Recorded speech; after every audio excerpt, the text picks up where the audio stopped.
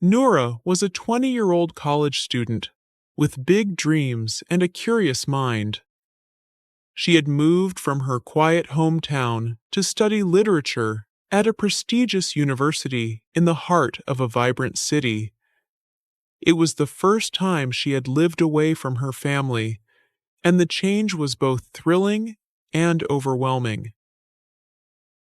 The city pulsed with energy, bustling streets, buzzing coffee shops, endless bookstores. For the first time in her life, Noura felt like she could be anything, do anything. In her second year, she enrolled in a course titled Modern Literature and Society. It was taught by Professor Kamal Rahimi, a man whose name already carried weight on campus. Students described him as brilliant, passionate, and somewhat intimidating. From the moment he walked into the lecture hall, Noura felt something shift. He had a quiet confidence about him, tall, poised, with a calm voice that made even the most complex ideas feel like poetry.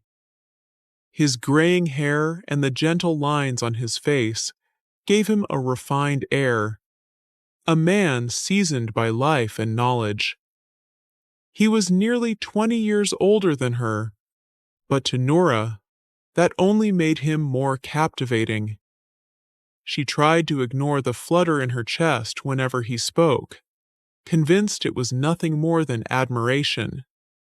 But the more she listened to him discuss authors like Virginia Woolf and Gabriel Garcia Marquez, the more she found herself captivated, not just by his words, but by the way he seemed to see the world. She imagined conversations with him that lasted for hours. She imagined what his world looked like outside the classroom. One day, after a particularly moving lecture on forbidden love in literature, Noura waited until the other students had left before approaching his desk. Her hands were cold with nervousness. "Professor Rahimi," she began, "I had a question about the reading." He looked up and smiled, polite but distant. "Of course." They talked for a minute or two, and as he turned to gather his things, Noura hesitated. "Would it be okay if I texted you later? If I have more questions?" He paused, then nodded cautiously. "Only questions about class," he said. "No personal messages, please. I'm married." Noura nodded quickly, her face flushing with pretend embarrassment, but inside, her heart was racing. That night, she texted him a question about the next assignment. He responded promptly, short and formal. The next night, she sent another message, this time framed in a way that could invite more conversation. To her surprise, he replied again. And so it began, a slow, quiet unraveling of boundaries. The messages turned from academic to personal. She started complimenting his lectures, making subtle jokes, asking about his life. At first, he reminded her again to keep things professional, but she was persistent. She brought him coffee to class, waited after lectures to chat, and found reasons to make him smile. Her youth, her energy, and the attention she gave him began to chip away at his restraint. One Friday evening, he agreed to meet her outside of class. "Just a coffee," he said, "nothing more." But one coffee turned into two. Then dinner. Then secret walks through the quiet university campus at night. Within weeks, their meetings became more intimate. The secrecy only made it more intoxicating.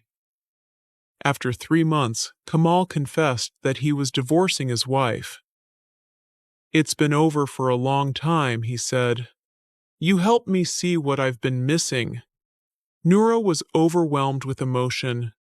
This man she had admired from a distance was now holding her hands, whispering promises, looking at her like she was everything. A few weeks later, he proposed, quietly, privately, without a ring or a grand gesture. "Let's start a new life together," he said. They married in a small courthouse ceremony, attended only by a few strangers waiting for their own turn. None of Kamal's friends came. Nora's parents refused to attend. "He's too old for you," her father had said bitterly. "You're making a mistake. This isn't love, it's fantasy." But she didn't listen. She was in love. Or at least, she believed she was. The first few months of marriage were filled with stolen kisses, quiet mornings, and promises of a shared future. They moved into a modest apartment near campus where she continued her studies and Kamal returned to teaching. She cooked for him, decorated their home with thrifted furniture and fairy lights, and imagined the future they would build together. But slowly, cracks began to appear. Kamal became distant, distracted. He no longer asked about her day or read her essays like he once did. He criticized the meals she made. He told her the books she enjoyed were shallow. "You're not a teenager anymore," he would say. "You should read serious work." He grew jealous of her friends, especially the ones her age. He didn't like her going out without telling him.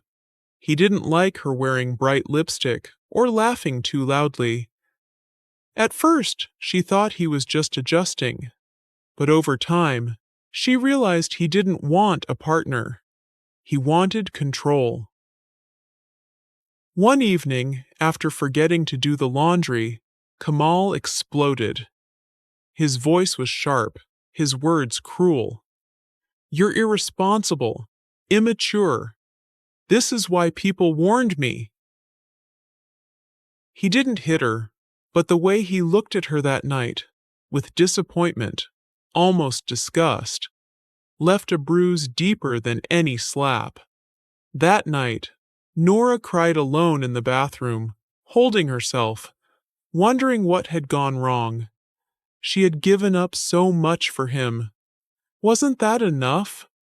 Months later, she found out she was pregnant. At first, she was terrified, then hopeful. "Maybe this will bring us back together," she thought. "Maybe now he'll soften." But Kamal didn't soften. He became angrier, more impatient. He mocked her cravings, called her emotional when she cried, and refused to go to her checkups. "You wanted this baby," he reminded her coldly. "Don't expect me to hold your hand." One night, after an especially cruel argument, Nora collapsed onto the kitchen floor, sobbing uncontrollably.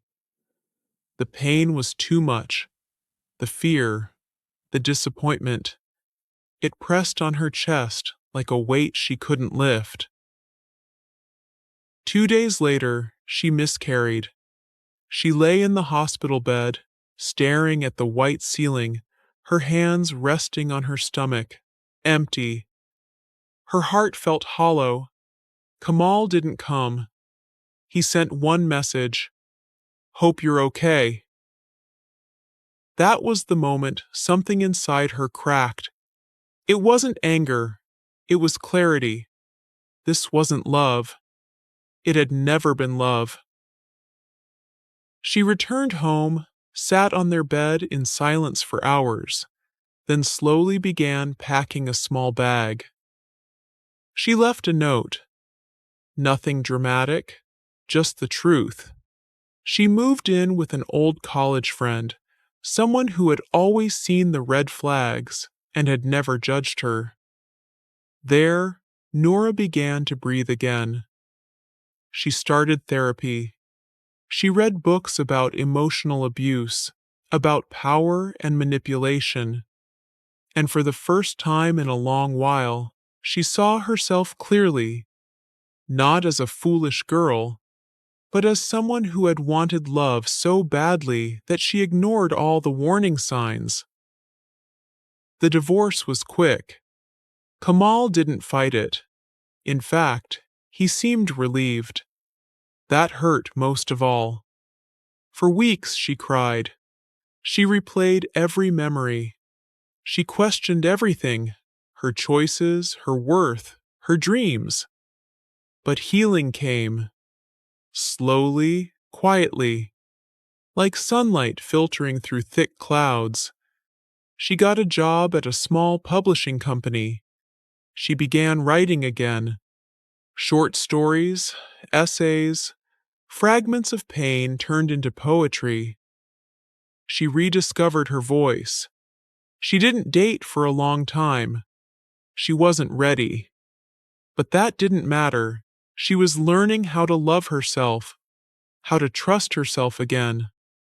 One day, walking through her old campus, she passed a classroom where Kamal once taught. She paused at the door, heart tight, and then she smiled. Because she wasn't that girl anymore, the one who believed she had to chase love in order to feel whole. She was a woman now, wiser, stronger, a woman who had lost something, yes, but had also found something far more precious: